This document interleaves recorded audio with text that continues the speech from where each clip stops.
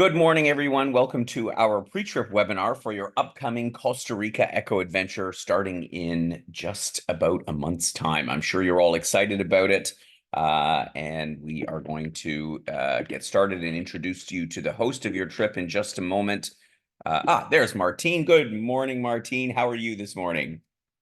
Good, thanks. It's night for me here in Costa Rica. I bet it is. I bet it is. Everybody else is going to be chomping at the bit to get down there. We're going to get started in just under 2 minutes time at 11, that's our usual time, 8 p.m.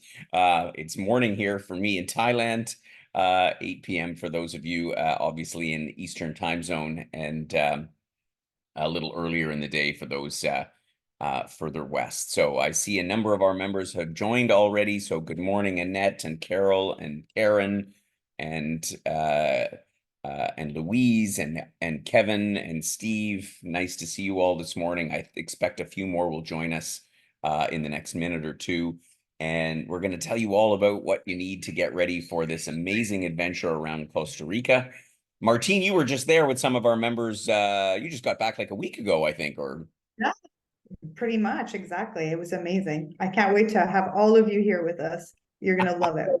you're gonna have a blast. Yeah, we got such great feedback from Costa Rica, and this is really a side of the country that yeah, most tourists don't see. But Martine is an expert, and she's going to show you around, and you're going to see some incredible flora and fauna while you're there. I kind of wish I was going myself, but of course I'll be here looking after our members joining us in Thailand in a couple of weeks' time. So excited about that as well. So um, just for your information, in case you have not attended one of our webinars before, you're on mute, on audio mute. But of course, if you have a question, and we do encourage questions, the point of this webinar is for you to ask questions and make sure that you get them answered. If you have a question that is in general about the trip or what you need or what to prepare, this is the format for doing that. That way, everybody can benefit from the questions, because often it's the same questions. If you have a question that's specific to your booking or to your own arrangements on the trip, that's a question that's best directed to Paula or Barb, whichever of our trip advisors was helping you join on the trip, and then they will address that by email. So it is now 8 p.m. Eastern time, 5 o'clock out on the West Coast. So good evening again. Thank you for joining us for our Costa Rica Eco Adventure pre-trip webinar, which is going to take place in just over a month's time. So time to get started. Welcome, everyone. First of all, an introduction to your fabulous host, Martine, who I just mentioned for those that just joined in the last minute, just returned from hosting a trip with our members just about a week ago, Martine. So say a few words about yourself for the benefit of all of our members. Oh, okay. Well, hey, don't give me the microphone. I'll keep talking now. So I've been in Costa Rica for over 20 years. I have been leading groups here for all that time, and it's one of the places that, I love the most on the planet. It's a place I call home. My husband's Costa Rican as well. So you'll see, what we'll be doing is delving under the tourist bubble, which I think a lot of you, and this is what we're all about here at Wheel and Anchor, is just getting below that tourist bubble and really seeing a real country in the most authentic way. So you're going to be doing a really authentic trip. And actually, the members that just left, that was their main, one of their biggest compliments was that it was really an authentic experience. You probably would have never had if they came on their own or with a different tour company. So I can't wait to bring you there and enjoy the. I'm sure everybody's excited to meet you and to see this great country. So today, having introduced Martine already, as I say, we're going to talk a few minutes about what you need to prepare, what's important about your arrival in San Jose, the capital of Costa Rica. We'll touch on the itinerary, not in great detail, again, just so you have know what's coming, and then we'll address any questions and answers towards the end. Shouldn't take us a little more than about 30 minutes to get through this. So we'll get right on. So let's first of all talk about your pre-trip preparation. Luckily for Costa Rica, it's one of those places we don't really need too much other than our passport to get in. That's about it. As I say, at the moment, there's no other requirements. So just make sure you've got that passport set aside in case you haven't traveled for a while. Yeah, make sure you know where it is. And as I always say, don't move it from your secret passport storage location. Keep it where it is. It's when we start to move things around. I know that's for me. If I move things around before a trip, that's when I can't find them. Is there anything else that people should know in terms of documentation for arriving in Costa Rica? No, as long as you're Canadian, in this case, just your passport is required. They may ask you for your return ticket, but obviously you all have that, so you have no problem. But otherwise, that's all you need. Exactly. And so talking about tickets, I mean, I know that we a lot of us in our generation are used to taking paper copies of stuff. It's not a bad idea to have an extra copy of your ticket printed out if you feel that's comfortable or on your phone. Also take a picture of your passport, and as well as any prescriptions, any documentation that you feel is could be useful to you. It's I have pictures of everything stored on my phone, and sometimes also an extra copy just in case anything should happen, you're able to access that information readily. Let's talk about currency for a moment, and I've got a picture up here about of the Wise Card and the app. But Martine, explain to us, what is the best way to manage money? How much money should people have with them, like in terms of cash? Tell us what's the best way to approach this. First of all, Canadian money is monopoly money here. So you don't want to take any Canadian money. You really want to stick with US. US is the best bet. We work in the colones in US here, but mostly in the tourism bubble is more US. So you don't need to come here with colones. In fact, when you get here with a $20 bill, for example, and you decide to buy a pack of gum, you can ask for the change to be in US or even in colones. So if you do want to have a few colones on you for just individual little tippings here and there, if you want to do that, or if you're going to a market or something, you definitely want to have a few colones with you. But essentially, the US is what is the best thing to have here. And I recommend everyone have about 200, 250 US in smaller, domination. Like, don't bring $100 bills, bring 20, 10s, fives, even ones. And it's good to have that just as backup. And otherwise, the credit card is used pretty much everywhere. So that's all you really need. Exactly. So you can if you have US cash, but I think you can obviously use your debit card from home or your credit card to withdraw from ATMs, which are obviously not Yeah, going to be available in the middle of the rainforest. you in the middle of the rainforest have ATM machines. Some people find that confusing because they want to use their debit cards, and sometimes the debit Right. cards doesn't work. So they end up using their credit card. And as you know, when you do a cash advance, you really have to pay that off, or else you get the interest rate on a daily basis. So I guess the best thing to say is, if you're concerned, bring more cash.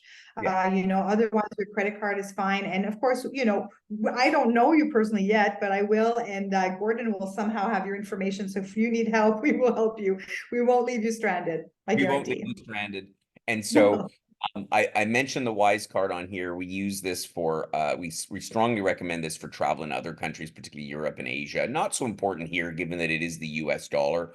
But it's all described in your pre-trip information document, as is most of what we're going to talk about today. There may be a few little extra bits here for you to know about.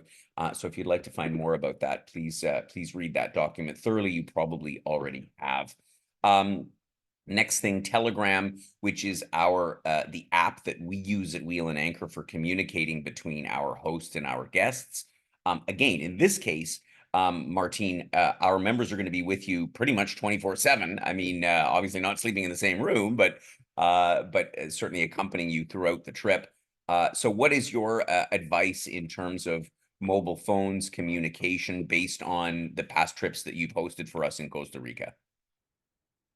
Telegram is really a great one that we're going to use. Of course, Right. WhatsApp is also one, but we're going to stick with Telegram for this particular group. And it was really wonderful. And within a matter of minutes, we named our group, based on something that happened, which was funny, which I'm sure will end up being the case for this group. And then we share photos. This is where I might send a message the night before saying, hey, tomorrow morning, don't forget that. So you definitely want Telegram. And the great news is that everywhere we go, really, we'll have access to Wi-Fi. So as you don't need to have a chip in your phone, you don't have to purchase, a plan, international plan, nothing like that. You'll have internet. And honestly, every night at dinner time, especially during the dessert, is when I will be bothering you with the information of the next day. So I'm always going to be preparing you. I kind of like the idea that we disconnect on this trip. And I know some of you, maybe like me, are technologically intolerant. That's what I am. So we All will be using, really the only reason we'll be using this is to share photos, and it's a great way to do that. So you don't have to be, and you do it as you go along. So you're not stuck at the end, sending 1,000 photos, and please only send your best ones. yeah. We'll talk about it there. Martine will explain about the photo sharing and how all that works. And and even if you're a bit tech shy, if you're used to using WhatsApp or Messenger or any of these other apps, it's basically the same. But please do download it and set it up before you leave Canada. It's much, much easier to get it all set up. If you struggle with that at all, and listen, lots of us do, so don't feel bad. I always say, just talk to somebody in one generation down or even two, because they'll be able to set it up for you and have it going in a flash and show you how to use it. It's pretty straightforward. It's very straightforward, actually. So, And, do keep that in mind. Yep. And I just added here in our chat, my address there is at Martine Rassette. So you can find me already even tonight if you want, and then we'll be hooked up and ready to go. And I'm going to be available to you on Telegram. A lot of you are arriving a day early, some of you even 3 days early. So I will be available to you, on Telegram. If you have any questions, maybe you get arrested, I don't know, I'll come get you out of jail. Okay, so just send me a message. I just sent it out because I just see this chat setting wasn't set up properly. So I've just retyped Martine's Telegram username so that everybody can see it. It's in the chat box there. So and I think it's in the pre-trip information document as well. So that is how you get a hold of her. And similarly, if you need something along the way during the trip, if Martine isn't readily available and you're on Wi-Fi, then again, this is the way that our hosts communicate with our guests. Works very well. Let's talk about packing, because I think this is probably a question that most people have, because there's a lot of different climates here that we're going to be dealing with. So what is the most optimal preparation in terms of clothes and stuff that you need for this trip? Okay, so this is very importante. I know a lot of people, are looking to go to a tropical country, and you will be in a hot tropical country. But the first part of our trip is actually in elevations, and it actually can get pretty chilly very early in the morning, late at night. Or we have one bird tour that's quite early at dawn, and last time my fingers were frozen. So I'm just telling you, bring some layers, bring some gloves, bring a hat. Be warm, but you will be, as we go down in elevation, you'll be removing those layers all the way to probably not wanting to be wearing much. It's going to be very tropical and hot. What you need, for example, obviously your chargers, you want to have them. We have the regular kind of electricity as we do in Canada, so 110, and it's the same how do you call it, plugs, so you don't have to worry about any of these adapters. And basically you want to be bringing a backpack that you can easily bring on all of our hikes, a reusable water bottle. And I speak of that this is one of the most important things, because we are doing an eco adventure. We don't use plastic bottles, where those will not be supplied at all. So you definitely want to bring an insulated water bottle, and you'll be able to refill your bottle at all times in the hotels for your tours and all of the above. You want to have a rain jacket, even though at this time of year, the likelihood of rain is little, but it's good to have. And then your shoes are the most important. You want to have shoes that are covering your toes, that have a good grip. So if you have those Tevas that are kind of open all around, but they cover your toes, that's fine. But you may not like this, but I recommend you wear socks with those. It doesn't look maybe the nicest, but it's going to prevent. No, it's not fashion show, people. We're in the jungle. So you want to basically wear that to protect your feet from even things like, ants, which are, no fun, and also just little rocks and things like that. But in general, a good pair of shoes that is, non-slippery, that the toes are covered. Best even if they can get wet. Some people come here with these big like leather shoes and then they don't dry. So consider, if they're called amphibians, you can go to Mountain Equipment Co-op and look for those. Even sales have them, different stores. There's all these different brands. And so if you haven't invested in that, that would be something I would recommend. Otherwise, bring an extra pair of sandals. It can be Crocs, it could be flip-flops, doesn't matter. Just be comfortable.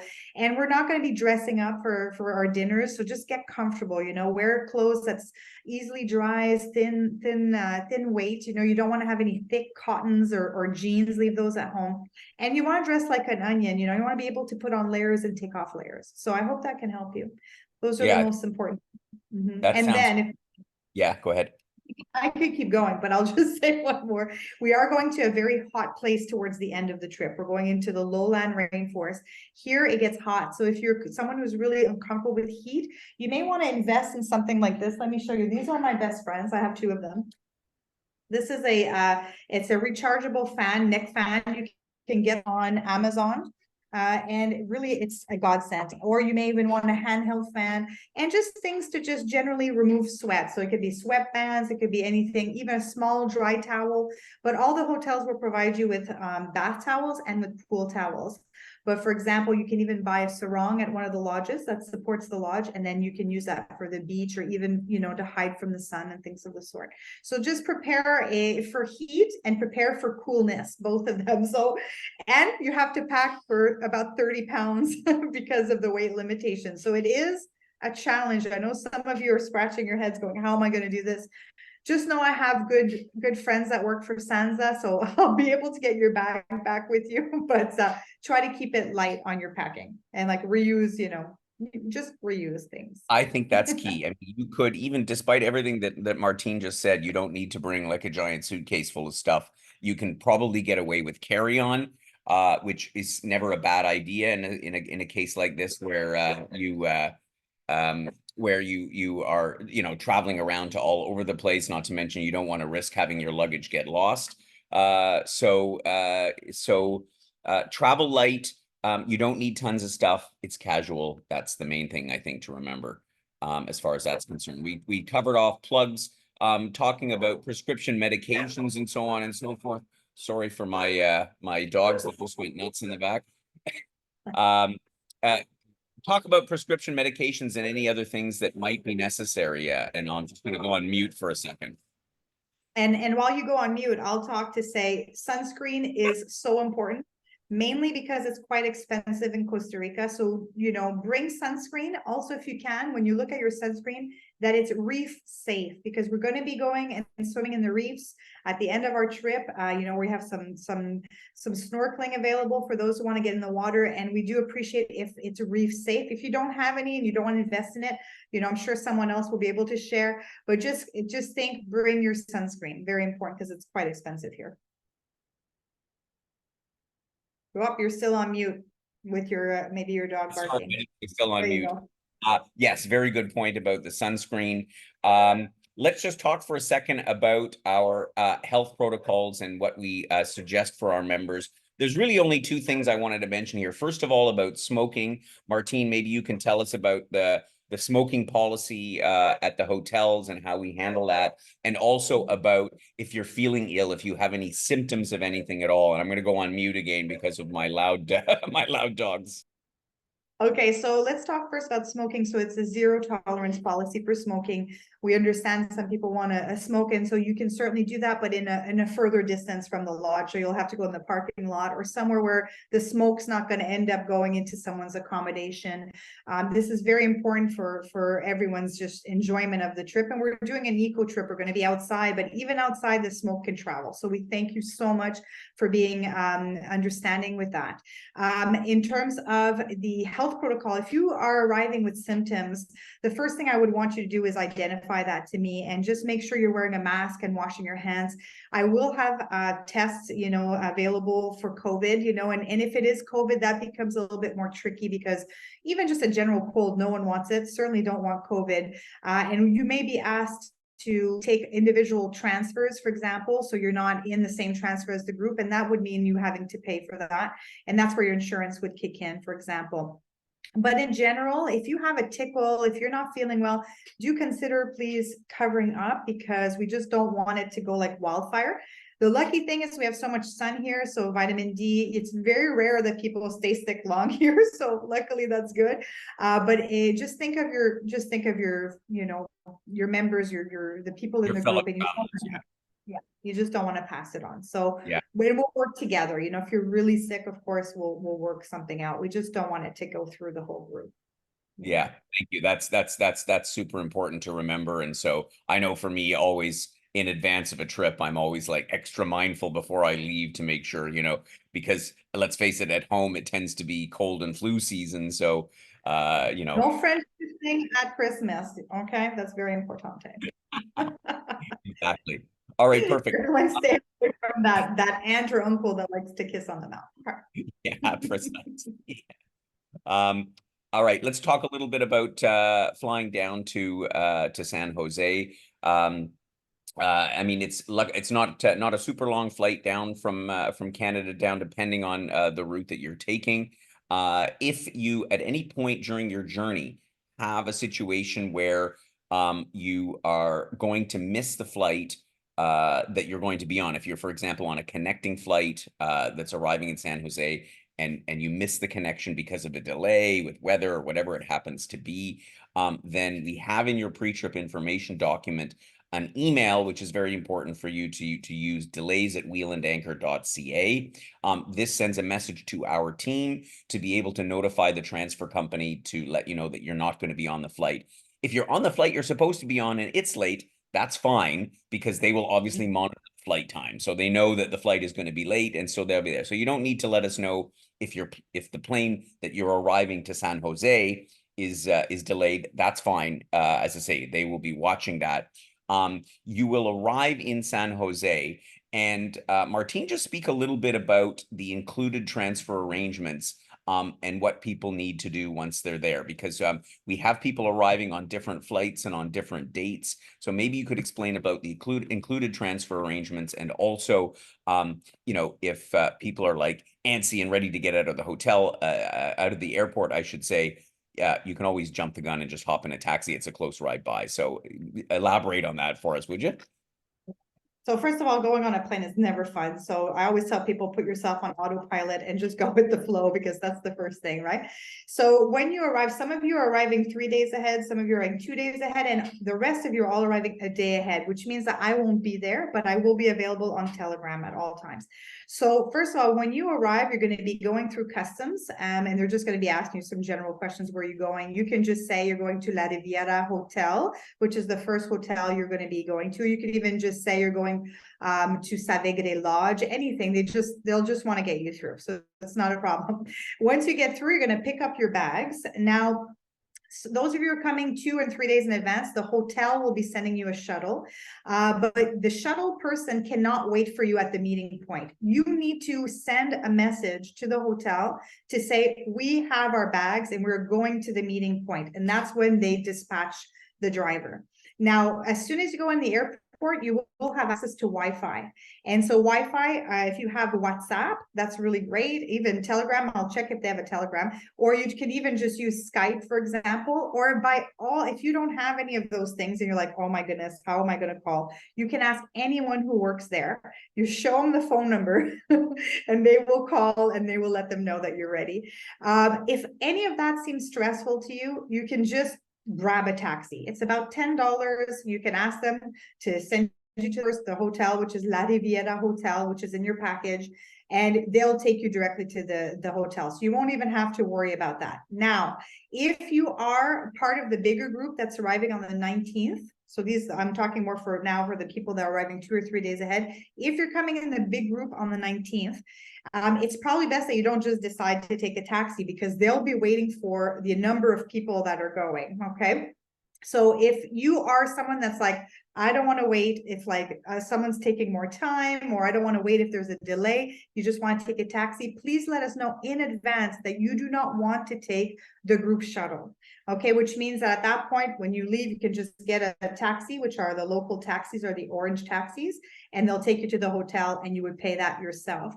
And again, Gordon, we could talk about more specific this, but essentially the group transfer is what's included. So if you wait for the group transfer, you'll be just waiting till everyone accumulates, the group that's there, and then the driver will be dispatched to the area for pickup. But again, all this will be written. You won't have to remember any of this, but it's just, that's the frustrating part for people sometimes, is the waiting, right? For everyone to accumulate to get into the vehicle.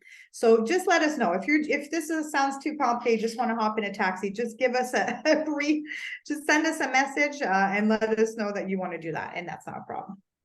Lots of Exactly. information here, Gordon. Yeah. Exactly. And all of the information, again, is in the pre-trip information document. You will have read it by now. If you have a question, do let us know. It all works fine. Everybody arrives on time. So it's simpler than it may sound. It Um, is. so let's just for a moment go over the just the overview of the program. You've probably seen this already a number of times, having read the program itinerary and all of the documentation. So trip starts and end in San Jose, where you'll have, in some cases, some of you booked in early, so you'll have a couple of nights in the capital. Then the first stop will be Savegre Lodge, which is up in the mountains, in the cloud forest, as they call it.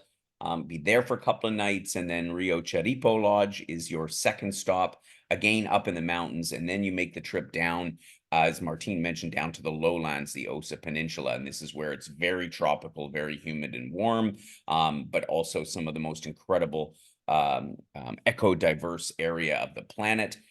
So we'll talk about that in just a second. And then at the end, the majority of the group is going to be flying back to San Jose on a domestic flight that we've arranged. And so that's an important point about the luggage on that domestic flight that we didn't mention, right? Because I think there is a luggage restriction there, isn't there not? 30 pounds. Yeah. 30 pounds, and then 10 pounds. You can have a small bag that's 10 pounds and your luggage is about 30 pounds. But like I said, I've got friends there, so we can work something out usually, because someone's always bringing something heavy, something lighter. And as a group, it usually works itself out, but do try to stick to 30 pounds if you can, if Exactly. that's hard. And just Plus two of 10. our members, Clifford and Sherry, are heading up to the extension program in Manuel Antonio. So we'll just touch on that very briefly. So yeah, we'll run through the program again, not going in great detail, because you've already heard about all this, and we don't want to ruin any surprises for you. Of course, the program begins January the 20th with San Jose. And as you mentioned, a couple of members, or well, actually most of the group, are arriving in early, so a day or two or even 3 days early. You'll be staying at the Riviera Hotel. Tell us a little bit about the hotel, the location, and some of the things that people might get up to during their short stay in San Jose. All right. So La Riviera Hotel is one of my favorites in terms of the fact that it's supporting a local family. This used to be an actual old hacienda. So it's a house that actually was surrounded by coffee plantations. And then the city just grew around it. And then they created this beautiful hotel, which has one of the best restaurants in the area. But it is what we consider a basic transit hotel. It's not a destination hotel like a Marriott or something of the sort. So I hope that, you'll enjoy it. Some of you are staying a couple of days extra. So hopefully you'll see the charm of what this hotel is, because again, it's one that normally our groups go in and go out. So it's a transit, but the food is incredible and you will enjoy it, and great staff. So just be ready for something a little bit out of maybe what you're used to. It's just a little bit more of a homely feeling. So I hope you're going to enjoy that and you're going to feel the authenticness. And as we go along in the trip, the quality of the hotels, of course, just keeps going bigger and bigger. So, but you're starting off at a beautiful little fun family-owned hotel in San Jose. And from there, they have Oh, access to a number of different things in town, right? And so just briefly, what are some of the things that people might get up to? How do they get around? What's safety like in San Jose? okay, so let me first rewind that it's not in San Jose proper. You're actually in Belen, which is about a 20-minute drive from the international airport. San Jose proper is about an hour away with traffic. If there's no traffic, you're looking about 30 minutes to get into San Jose proper. So you'll be in a little town called Belen, very close to Alajuela, which is where the international airport is. And there's a little town right there where they have churches and markets. And if you're not someone that wants to go into San Jose proper, definitely Alajuela is the place to go. If you want to go into San Jose proper, you can get a taxi or an Uber that takes you downtown. Ask for the Gold Museum. That's really the center of that city. And there you can go to the Gold Museum, you can go to the National Theater, you can go, for example, to the local market. just beware generally of your things. Like, don't be wearing, too many jewelry, and just stay, as low key as you can. Stay within very populated areas. We do have, like any major cities, pickpocketers and things of the sort, but in general, it's very, very safe. Okay. Now, if you want to do something a little bit more wild, you could go, for example, and see Arenal, not Arenal, sorry, Poas volcano, which is very close. There is, of course, the Cafe Brit tour that's very close, but we're doing that together. So don't go do that on your free day, because you'll be doing it again with us. And of course, there's all these different walking tours and all these things that you can find online. If you want any more suggestions, just reach out and we'll see what we can offer you. But essentially, this is your free day to do what you want. Some people in the last group, they just stayed at the hotel, enjoyed the pool, and just got, walked around the hotel in that area, ate some great food and relaxed. And then the next day, that's when I come in, and we'll be doing our group dinner on the 20th at 6:30 is when we're all going to be meeting as a group. Before that, you might meet others. Chances are you're taking up most of the hotel. So chances are they're in the group. So you could already start presenting yourselves the day before. Exactly. You get a chance to meet your other Wheel and Anchor members in a couple of days for those arriving in early. So then you'll depart San Jose and head up into the cloud forest. So just again, Martine, just to give us a few words about how we're getting there and what we can expect when we get to Savegra Lodge. So in the morning, we first start with a fun coffee Brit tour. So we're still in the heat. This is where we're going to start feeling the heat. And then we're going to start climbing. We're going to about 7,000 feet above sea level. So it's going to get chillier, and you're going to even see the landscape is going to change. So we're going to talk about that as we get there. Savegri Lodge is in a place called San Gerardo de Dota, a place that's known for the resplendent quetzal. So the quetzal is one of the most incredible birds, which we were lucky to see it with this last group. And I won't guarantee, because I can never guarantee with wildlife, but I'm pretty sure you're going to see this incredible bird when we're there together. And the food is great. The lodging is very rustic, but very comfortable. I think you're really going to enjoy this part. We're going to see lots of birds and things of the sort. It's a beautiful spot. So in there, then the next lodge that you stop in is going to be Rio Chiripo. And just give us an overview about sort of the experience at staying at these lodges in terms of, obviously our meals are included there.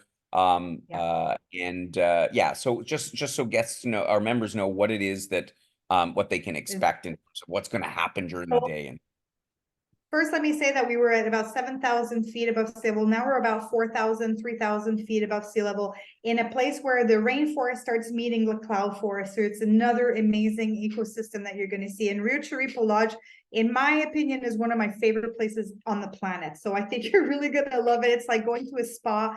The wildlife is so beautiful there, and we're going to be eating so well. Just so you know, we've included breakfast, lunch, and dinner pretty much every day. And then in terms of drinks, we have coffee, juice, and tea in the morning, but then lunches and dinners, drinks are not included, but you will have access to potable water, and you can buy drinks. So some people may want to have a beer, some people may want to have a local fruit juice, so we leave it more open to what you need. And then of course, meals, dinners will have dessert as well. I don't know if you'll be doing dessert every night, but prepare to lose weight and also gain it, because you're going to be eating so well on these tours. And essentially, you're going to be getting just this incredible experience where you're going to be fully served, full service, great food, amazing locations. Like it's really something. it's really, really, really something. And as you mentioned, secret gardens. So the flora, the fauna, so diverse. We're not going to go into it. We don't want to ruin any surprises. But yeah, so many amazing things to see. Uh, yeah. And Mhm. talk about the Cloudbridge Reserve for just a moment before we move on to Luna. Yeah, Cloudbridge, a lot of people think we're going on a bridge there. We're actually, it's not a bridge, but it is a sort of bridge, and I'll tell you when we're there what I mean by that. And it's a place where we're going to be seeing, hopefully, lots of birds. We may see some land animals as well. We're going to talk about that. As we go south to the Osa, that's where all the wildlife will be at its abundance, right? At this point, we're looking more at scenery, birds. We do have some interesting wildlife as well. And it's one of those places that that has been brought back to its natural format. So when you go there, you'll feel, we do what we call, have you ever heard of forest bathing? basically forest bathing is just being surrounded by this incredible beauty of forest, and we'll be seeing an incredible waterfall. This is where hiking was going to start. This is where we're going to do a lot more of our hiking. We will be hiking also at the first place, but this is where more challenge and hiking will be available for those who want to push a little bit more of the envelope for that. And as we go into the OSA, we'll be more and more, active. So the first part is almost like a little bit like a spa, I think. And then we go into more, adventure. Precisely. So then you'll make the relatively long journey down from the central part of Costa Rica down to the Osa Peninsula, and you'll arrive at Luna Lodge, another spectacular At the end place. of the road. So be prepared for a long drive between the both. For some people, it's nothing, and for others, it's horrific. Not everyone, but some people just don't like to be cooped up in a vehicle. But basically, I say it's part of sightseeing. You're going to see a lot of the country on that ride going down to the coast. And that's where we're going to start hitting the heat. I really want everyone to be prepared for the fact that we are going to be going in a much warmer tropical environment. And then we're going to be following the coast all the way to the Osa Peninsula, coming onto the Osa. This is where we're going to start seeing this lush rainforest all around us. And as we enter there, we're going to be just blown away by some of the stuff that we might even see crossing the street. The tour starts there. And then we're going to be stopping for a great lunch before we proceed to Luna Lodge. So it's a long day. The ride itself is about 6 hours to Puerto Jimenez. We're going to have a nice break there. And then it's another about 2 hours to get to Luna. So it's a full day. So just prepare yourself for that.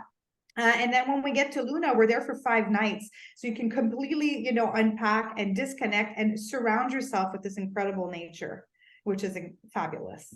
I know you love it. Luna Lodge, another very, very special spot with all of the amenities, pool and so on, all the things that you need.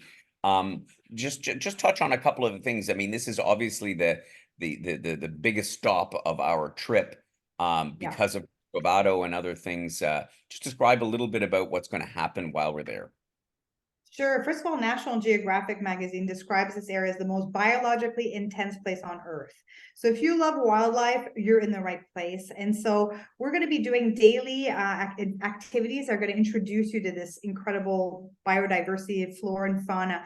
So if you are someone who likes, looking at wildlife, bring your binoculars, be ready to take a lot of photos. And we're going to get really close to a lot of this wildlife, not to the point where we're feeding it. No, it's the very good distance between us and the animals. No petting, nothing of the sort. But in many cases, the monkeys are really just around us. And sloths, we hope to find a sloth. They're the most that we have per square kilometer, but they're hard to see because they're really high in the canopy and they don't move. But if you're someone who's into biology or interested in the information behind the wildlife, you'll want to stick closer to me or your guide. But if you're just someone who wants to take photos and just be, you can stay further down in the group.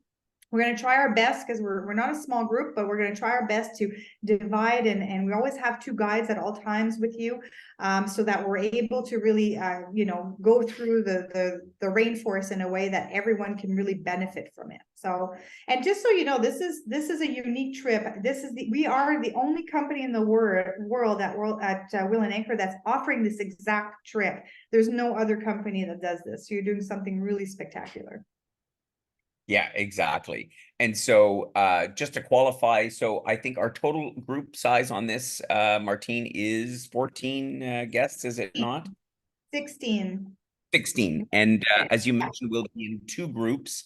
So roughly about 8 each. And that may change from time to time, depending on, again, the level of challenge of some of the different walks that you're going to do. And so it always works out really well with this, and you'll have a very up close and personal experience with your local naturalists, and of course Martine herself, who is, you're not an official naturalist, but probably the names of most of the birds and all of the creatures and so Not on. the birds. The birds are the ones I know the least of, but I will say in Costa Rica, guiding is a protected profession. So I really, you know, us at Wheel and Anchor, we like to support the locals, Of this course. local guides and everything. So that's what but you're going to have me also. So we're always going to be starting together as a group, but then we sort of will, depending on what we're doing, split up a little bit. And, you know, again, the idea is the more noise we make, the less we see. So we'll keep it close then. That's a very, very good point. One of the highlights, of course, is Corcovado National Park, which we note as an optional trip. And I think most have probably decided already if they're going on this. But just say a couple of words about Corcovado, what's involved, and why one would go on this excursion. I mean, so Corcovado National Park is la creme de la creme of all national parks in the country, and we have several. We'll talk about that on our tour. And Corcovado National Park is one of the places where we have all 4 species of monkeys. We have wildcats, pumas, ocelots, margays, jaguars. You know, this is where we have, you know, this what you're seeing is a coati, which is our version of a raccoon, and these guys could be walking all around you. It's really special. That said, you know, I just want you to know that where you're going, there's no boundaries. Everywhere we are, we're in Corcovado National Park. It's just it's almost like a bucket list park to say I've been to.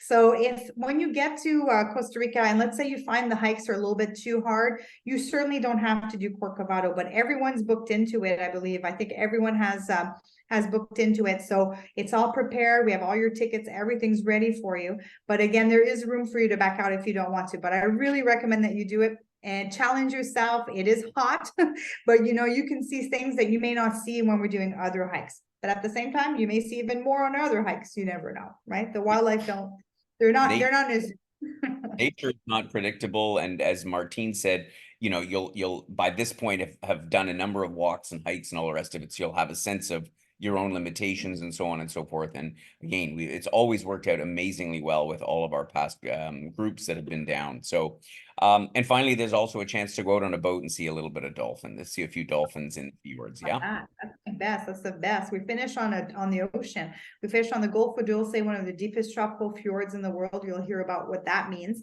when you're on the tour. And the last time we were there, we had all these dolphins all around us, and often it's just us that's there. Not, you know, there's not 100 boats. It's just us and all these incredible dolphins. So I think you're going to really love this. One of my So favorite tours. from there, the trip will wrap up, and you'll fly from Puerto Jimenez back to San Jose. And so that is obviously all arranged, and Martine will sort of prep you for that for departure.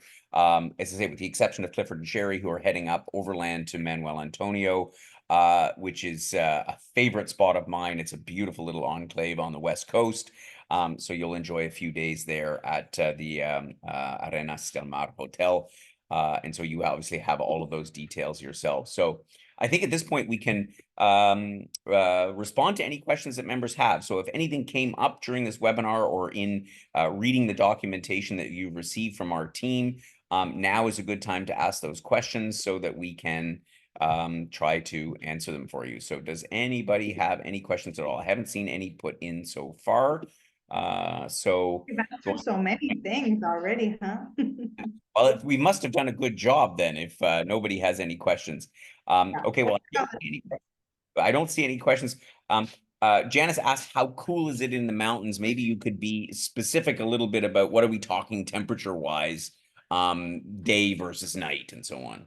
I want to say at night it can go down to about 15 degrees Celsius. Now, for us Canadians, we're like, that's nothing.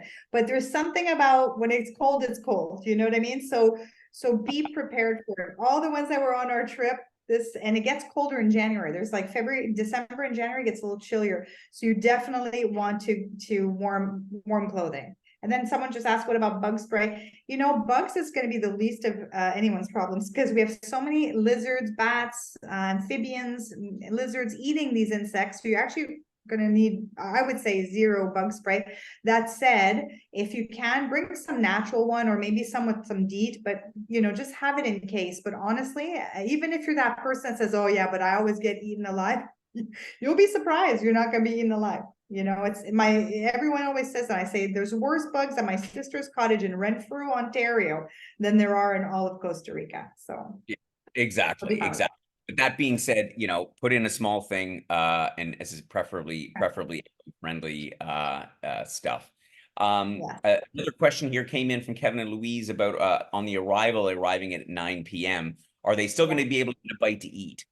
Because they're not going to get to the hotel. Yes, the restaurant, and again, I don't know if you are the ones that are arriving 2 or 3 days early, but the ones who are arriving for sure in the group on the 19th, for sure the restaurant is open, I believe, till midnight. I'll check for the other nights, but usually they're open pretty late. Definitely past 9, and it's delicious, great food. You can choose for small appetizers. You don't eat something big, a nice soup, for example. But they also have pizzas, and they're oven-made pizzas. It's really great food. So yes, you'll be able to eat at the restaurant of the hotel. Yeah, that sounds perfect. Karen asked a question about the phone. Do you need to bring one that has to be unlocked? Well, no, because we aren't. You don't really need your phone while you're out hiking around. So this is unlike some of our other trips where we're in, more urban environments in Europe or Asia or whatever. In this case, you're always together with Martine and or your local guides. So you don't need your phone at all. We're not, and one could get a SIM card in San Jose, but you're probably not going to need it on this trip. And this is, again, different from most of our other trips, where in many cases we provide SIM cards. Here, not the case. You can use Wi-Fi that has Right. nothing to do with the mobile network, doesn't need to be unlocked. So I wouldn't worry about that at And make all. sure, and speaking of which, like make sure your phone is that your data is off, so you'll see in settings, just make sure it's off so that, for example, your phone's not looking for signal and then you get charged all this money when you get home. So so like you're saying, you don't need cell phone service. All you need is Wi-Fi service, and you'll have Wi-Fi in all the hotels that we'll be going. And when we're hiking together, we're together, so you'll be fine. Yeah, you won't need it. Exactly. A couple more questions have come in. I know when we always get one question, we get a bunch, but these are great questions.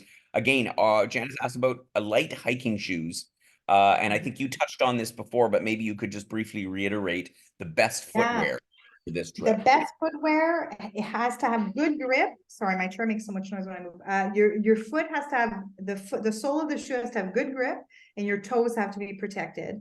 The best shoes are amphibian shoes, which go from land to water, easily dry. Those are the best shoes. So they have good grip, the toes are covered, and they dry fast. But if you have Tivas, if you have running shoes, make sure there's good grip, because running shoes are often quite slippery. Or if you have these big kind of clunky boots, you may want to reconsider, because those boots, if they get wet, and we will be walking in water in some cases, the water will go in your shoe.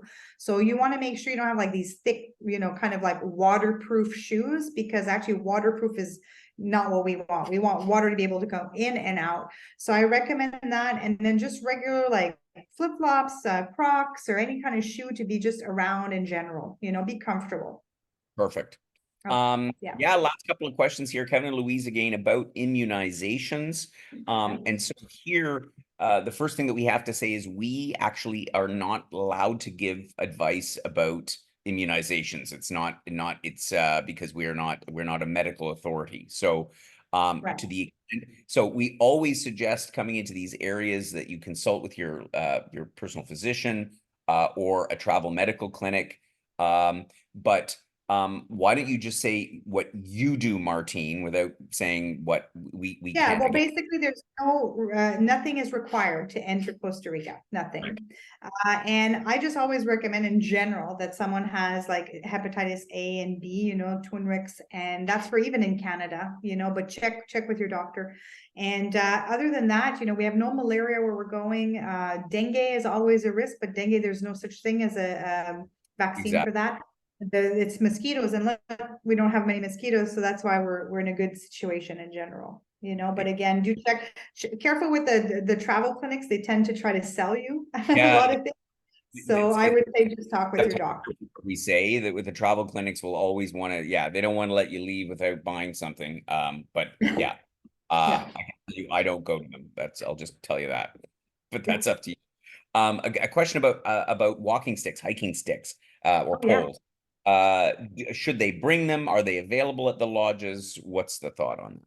So if you can bring a collapsible one, that's ideal. But at the lodges, most places that we're going to be hiking have poles. So for example, most lodges that we go to will have some kind of walking pole. But for example, at Luna Lodge, you have the most beautiful wooden walking poles with like heads of like carved animals. But that's kind of hard to pack if you're, you want to put it away at some point. So if you're able to go buy yourself a retractable pole, definitely do that. And I recommend just one. Don't bring two. You just need one, because two is actually more of an annoyance, and you can actually impale someone with one if you're not used to that. So just bring Or one, I and like it's to so walk good. with two, but for walking in the jungle, one is handy. So yes, do bring it if you have it. But otherwise, as Martine said, you'll be able to get one from the lodge. Yeah. Question here about birding. Will the guides have good knowledge of the local bird scene throughout the entire trip? I think this is an easy question to answer, but please just enlighten us on that topic. Yes, so the depending where we're going, so in all lodges, we have different guides. And I would say most of them, one of their specialties is birding. So I'm assuming that we have some birders here. I don't know if you're able to raise hands on knowing how many birders we Yes, have. no. Well, particularly Steve mentioned that they are avid bird watchers. So Okay. also Bring your raise. list and check it off. And in fact, there's a couple very specific guides that we're going to be using that are really wonderful with birds. I myself am one of the worst because there's so many birds. We have about 800 species, like I don't know, 300 to 400 on the Osa alone. So I know the big birds, but the small birds, you'll probably teach me about it. Okay, I was just saying, so Cliff, okay, Cliff, that's Cliff great. So and Jerry are also birders. That's great. And this is definitely the place to watch birds, and you'll oh my get gosh, some info on it. And I bring know your again, list. previous members have said to us they were thrilled with what they saw and what they learned about the birds. Yeah, Um, so one more questions here from Karen about air conditioning in okay, the. so air conditioning is not needed in our first part of the trip. There's actually no air conditioning, mainly because it's too cold at night. They actually have in the first hotel a unit that looks like air conditioning, but it's to heat your room because you're going to be too cold. And when you get to Rio Chiripo, it's considered the best weather for sleeping at night, around 14, 15 degrees, and you have beautiful air breeze coming in, so there's no air conditioning. When we get to the Osa, we're in an eco lodge. There is no air conditioning, so the conditioning is fans, so everyone will have a fan, but this is an eco escape. It's an eco adventure with no air conditioning. In San Jose, I believe there is air conditioning, but at night it actually gets cool as well. At that time of year in January, you're gonna have a lot of wind. There's very windy in San Jose in January, and it's going to be in fact sometimes too much wind. Some people are like, whoa, the doors make noise and things like that. But there's no air conditioning, so this is an air conditioning free trip. If you have any concerns with that, I recommend getting that best friend. I just showed you the air, but again, you'll have fans, and no one's ever had a problem, especially especially the first part of the trip. When we get to the Osa, that first day, it's for some people it is abrupt, the change in heat. For some, it's totally great. So we'll see where you fall in there. But definitely, once you take a nice cool shower, maybe put a little baby powder on, you'll be just perfect and very comfortable. Amazing. And just one final point, Susan points out that you can't take hiking poles and carry on because of the pointy end. Good point. So if you're going to take hiking poles, you would need to check your luggage, which again, I always check my luggage. I'm not the carry-on type, and I'm sure you won't have a problem. It will all work out fine. I think we've addressed all the questions, but of course, if you do have any others, by all means, get in touch with us as soon as possible. Our office is closing. I've given the team off an extra few days this year because we've been so busy. So if you have questions or concerns, anything you need to know, do get in touch with us before Friday. We will be returning to the office as of January the 8th. So yeah, a little bit of an extended break for us this year. So get your questions in as soon as possible. Of course, you can do that before you leave after the 8th as well.